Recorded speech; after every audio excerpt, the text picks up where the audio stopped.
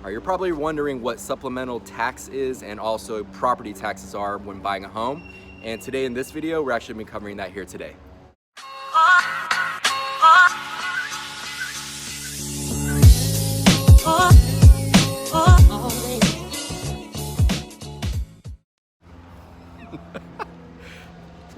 All right. It's Andrew Castelo with Keller Williams Realty out here in Sacramento, California. And we have here again, Miss. Hi, I'm Natalie with Chicago Title. Miss Natalie with Chicago Title. Yes, thank you for joining us again, Natalie. We really appreciate it. And today in this video, what we're actually going to be covering are supplemental taxes, what that is, and also property taxes as far as how they're collected, when they're paid for, and impound account a little bit. So let's go ahead and cover that right now. So first off, let's talk about how property taxes are paid for. Natalie, how are they paid for with an escrow account? So most lenders require that buyers have a separate little account held with their lender that pays their property taxes. What this does is this ensures the property taxes get paid, and so therefore you will not have to pay the property tax bill that you receive because your lender is paying that for you from your impound account, i.e. escrow account. It has a couple different names. Got it. And so is it required to have an impound or escrow account after you're purchasing a home? That's a great question. So most loan programs do require an impound account, specifically FHA program loans. So usually that's non-negotiable in that sense. So you'll definitely have to talk to your preferred lender about what they'll require for you. Yeah, and there's also ways to not have to do an impound account. Typically when you're doing 20% down or more, it gives you the option to be able to do that. But again, that's a lender question that you definitely want to ask. What in the world is a supplemental tax bill? I thought all we had to pay were property taxes, but what is this magical thing? Okay, so that's a mouthful, right? Supplemental.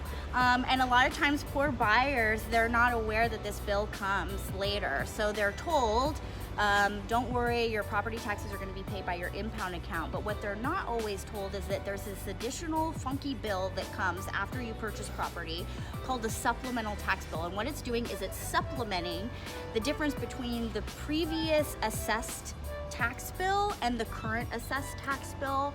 Therefore, what the tax collector is doing is they're trying to make up the difference of what was previously assessed, say many years ago, versus what was currently assessed because now the property has been purchased again. So therefore, the buyer is responsible for paying that difference, and it usually comes in 2 installments. You can pay for it up front if you would like, or you can utilize the 2 installments. Unfortunately, there's no function or algorithm to figure out how much the supplemental bill is. So just be prepared and put a little bit of money aside for that. Yeah, be sure to ask your lender or escrow title person if they can give you somewhat of an estimate. Usually they can kind of figure it out. It's not really the most accurate, but at least you have a ballpark idea of how much you want to set aside once that bill shows up.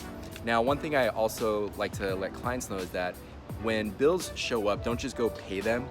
Double check and make sure they're an actual bill from the escrow company or the lender. Ask your realtor.